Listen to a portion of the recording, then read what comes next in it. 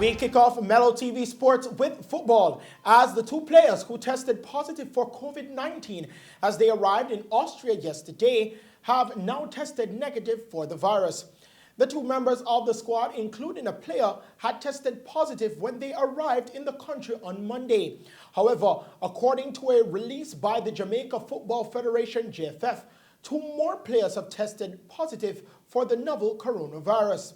Following tests carried out upon the team's arrival in Austria, two positive results were returned by players, including an England-based member of the squad. They have revealed that another round of testing was done today and the results are expected tomorrow. The Reggae Boys will play the United States men's national team this Thursday. Meanwhile, the Belize Football Federation (BFF) has expressed its disappointment and disgust after a bus taking the national team to their hotel in Haiti was held up by armed gangs.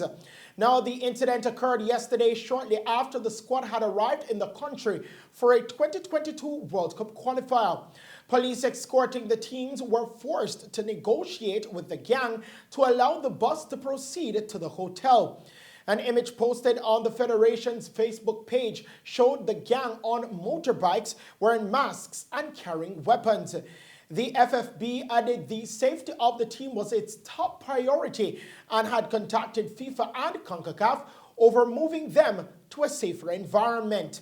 The team is scheduled to play Haiti in their opening World Cup qualifier in Port-au-Prince on Thursday. Real Madrid's Champions League quarter-final first leg at home to Liverpool will not be moved abroad thanks to an easing of coronavirus restrictions. Spain imposed the restrictions on flights from Britain in December over concerns of a new variant of COVID-19 which affected European ties involving Chelsea and Manchester United. The policy will end on March 30 with the Reds set to face off against Real Madrid on April 6.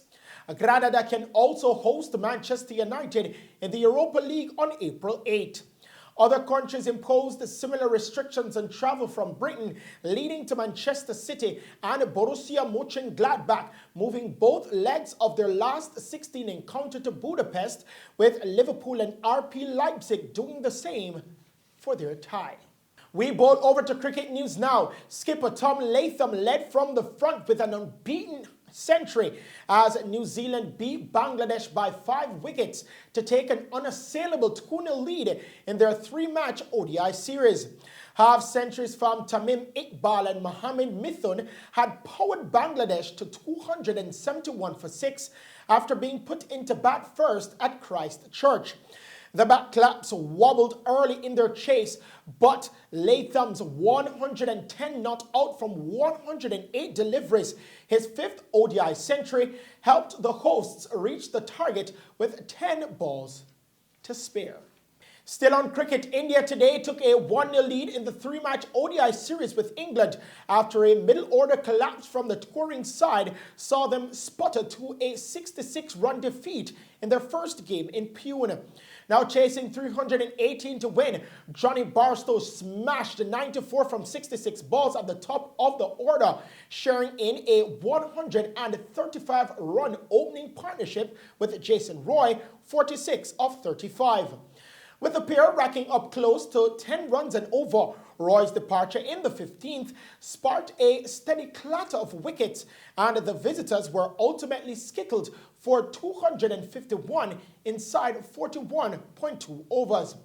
Paresh Krishna claimed 4 for 54, Shardul Thakur 3 for 37, and Bhuvaneshwar Kumar 2 for 30. Now early on, Krunal Pandya, 58 not out of 31, impressed on his ODI debut as he and KL Rahul, 62 not out of 43, each fired 50s in reaping 112 runs from the final 10 overs of the innings. Shakhar Dhawan, 98, and Virat Kohli, 56, also put on a centre stand for the second wicket as India totaled 317 for 5. Ben Stokes took 3 for 34 and Mark Wood 2 for 75. Finally, in the sports news tonight, and a sad one at that, Elgin Baylor, The Los Angeles Lakers legend and 11-time NBA All-Star died of natural causes yesterday at the age of 86. Balla is considered one of basketball's greatest ever players, averaging a double-double for his career with 27.4 points and 13.5 rebounds per game. His scoring average is the third highest in NBA history, behind Michael Jordan, 30.12, and Wilt Chamberlain, 30.07. Mello is also the Lakers' all-time leader in rebounds, 11,463, and ranks fourth in points with 23,149. Mello was the first NBA player to surpass 70 points with a 71-point game on December 11, 1960 against the New York Knicks. And those are the stories making sports news tonight. We now head back to the news desk with Tamara Mikhail.